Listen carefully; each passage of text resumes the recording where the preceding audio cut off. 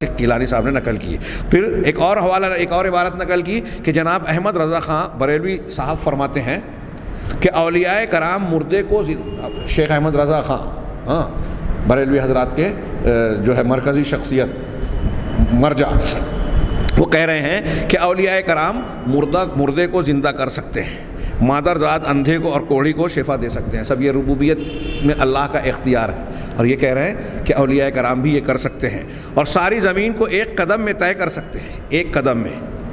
یہ علامہ احسان علی ظہیر کی کتاب بریلویت سے اخذ کیا گیا، جو ان کی کتابوں سے نقل کردہ عبارتوں پر مشتمل ہے. نیز فرماتے ہیں اولیاء کرام اپنی قبروں میں حیات ابدی کے ساتھ زندہ ہیں، اور ان کے علم و ادراک سمع بس پہلے کی نسبت بہت زیادہ قوی ہیں. یعنی زندہ تھے تو ان کا علم و ادراک، سننا جاننا کمزور تھا، مرنے کے بعد بڑھ گیا، پہلے سے زیادہ قوی ہو گیا.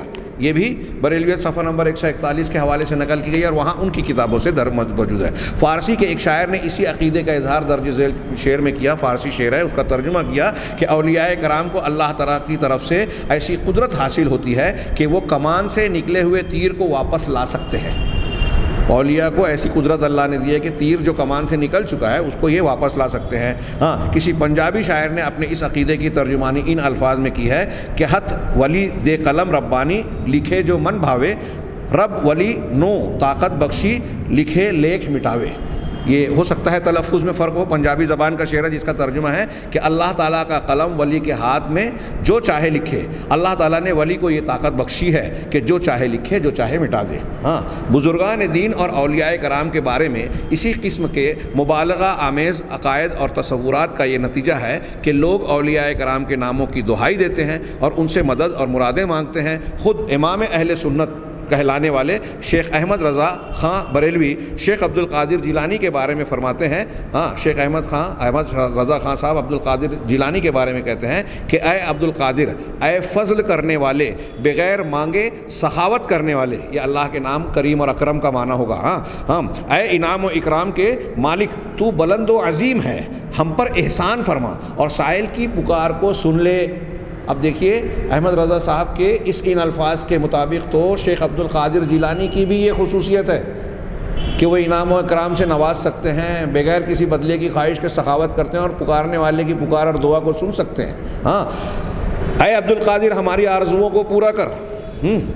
جناب احمد رضا کے بارے میں، احمد رضا خان صاحب کے بارے میں ان کے ایک عقیدت مند شاعر کا اظہار عقیدت ملاحظہ ہو. وہ کہتا ہے چار جانب مشکلیں ہیں ایک، میں اے میرے مشکل کشا احمد رضا، لاج رکھ لے میرے پھیلے ہاتھ کی. احمد رضا کو خطاب کر کے کہہ رہا ہے کہ لاج رکھ لے میرے پھیلے ہاتھ کی، اے میرے حاجت روا احمد رضا. انا للہ و انا الیہ راجعون. شیخ عبد القادر جیلانی کے بارے میں بھی کسی شاعر نے ایسا ہی اظہار خیال کیا ہے کہ امداد کن ازرن جغم آزاد کن، در دین و دنیا شاد کن یا شیخ عبد القادر جیلانی. اس کا ترجمہ ہوگا اے شیخ عبد القادر، میری مدد کیجئے اور مجھے رنج و غم سے آزاد کر دیجئے، نیز دین اور دنیا کے تمام معاملات میں مجھے خوش کر دیجئے. حضرت علی کے بارے میں عربی کے ایک شاعر نے اپنے عقیدے کا اظہار یوں کیا. حضرت علی کے بارے میں ناد علی مظہر العجائب تجدہ عونا فی النوائب. یہ پہلا مصرع ہوا کلو ہم و غم سینجلی بے ولایت کا یا علی یا علی انا للہ و انا الیہ راجعون. لکھا ترجمہ ہے کہ عجائبات ظاہر کرنے والے علی کو پکارو، ناد پکارو. یہ شیعوں کا عقیدہ ناد علی. آج کل ہمارے یہاں بھی مولا علی یا علی المدد تو پکارا جاتا ہے. علی اللہ کا بھی نام ہے، لیکن ہمارے یہاں جب کیا جاتا ہے تو حضرت فاطمہ کے شوہر اللہ کے رسول صلی اللہ علیہ وسلم کے چچا زاد بھائی، چوتھے خلیفہ راشد اہل بیت کی شخصیت حضرت علی مراد ہوتے ہیں، جن کے بارے میں شیعوں اور روافظ نے غلو کیا اور آپ کو وہ ان کے عقائد اپنی جگہ. تو ان کے تراشے ہوئے عقیدے کی بنیاد پر حضرت علی کو ایک خاص مقام حاصل ہے. ہمارے یہاں آج کل ہم دیکھتے ہیں کہ رکشوں پر اس کو اسٹیکر بنایا جاتا ہے، مولا علی یا علی المدد، یا صرف یا علی کہہ کے کتبے لگائے جاتے ہیں.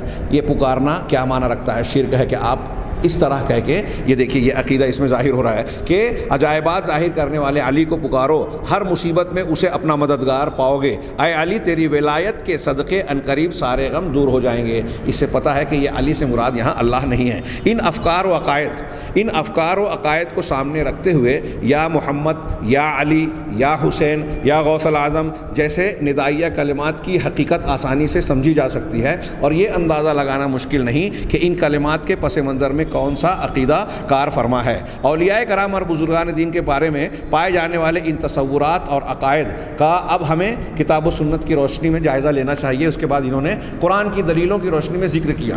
ہم ان دلیلوں کو یہاں بھی کچھ حصہ پڑھیں گے اور کچھ چیزیں گزرتی رہی ہے۔ اللہ تبارک و تعالیٰ نے قرآن میں بالکل صاف بار بار مختلف پیرائیوں اور انداز میں، انتہائی مؤثر انداز میں، کہیں علمی طور پر، کہیں غور و فکر کے دلائل کی روشنی میں، کہیں واقعات کی روشنی میں یہ واضح کیا ہے کہ سارے اختیارات اللہ کے ہاتھ میں ہیں۔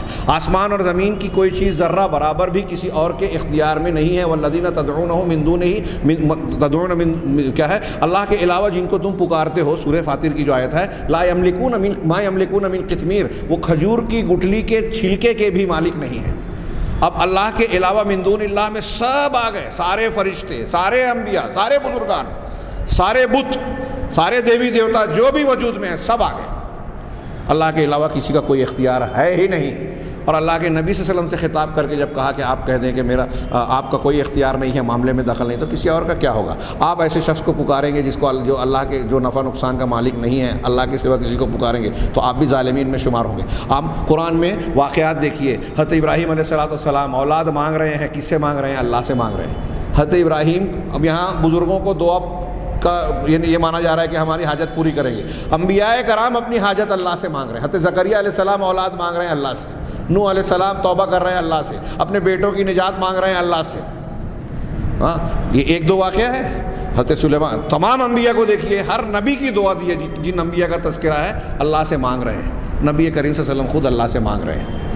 ہاں، اور دنیا میں یہ کہہ رہے ہیں کہ ان کو سارے اختیارات ہیں۔ دنیا میں دیکھیے کہ حضرت لوط علیہ السلام کے گھر مہمان آ رہے ہیں، ہاں، ان کی قوم کے لوگ ان کو گھیرنے کی کوشش کر رہے ہیں، حضرت لوط علیہ السلام روک رہے ہیں، منع کر رہے ہیں، اور پھر اس کے بعد کہہ رہے ہیں کہ کاش میرے پاس کوئی قوت ہوتی، لعل کیا ہے کہ میرے پاس قوت او آوی، یا میں کوئی مضبوط سہارا لیتا۔ سورہ ہود میں اللہ کے رسول حضرت لوط علیہ السلام اپنی بے بسی کا مظاہرہ کر رہے ہیں قوم کے سامنے۔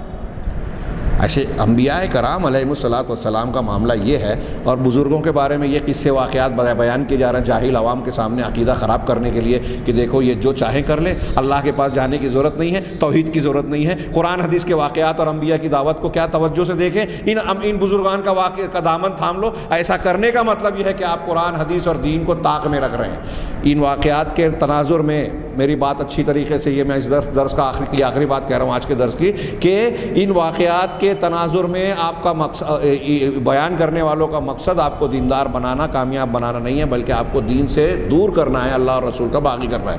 یہ جو ہمارا آج کا درس ہے کہ اللہ کے رسول صلی اللہ علیہ وسلم کے بارے میں یہ خصوصیت گڑھ لی گئی کہ آپ دعاؤں کو قبول کرتے ہیں، اس کا رد اور اس سے متعلقہ دلائل جو اس کتاب میں بیان کیے گئے ہیں، انشاءاللہ ہم اگلے درس میں دیکھیں گے۔ اللہ تعالی ہمیں خیر کی توفیق دے۔ وآخر دعوانا ان الحمد للہ رب العالمین۔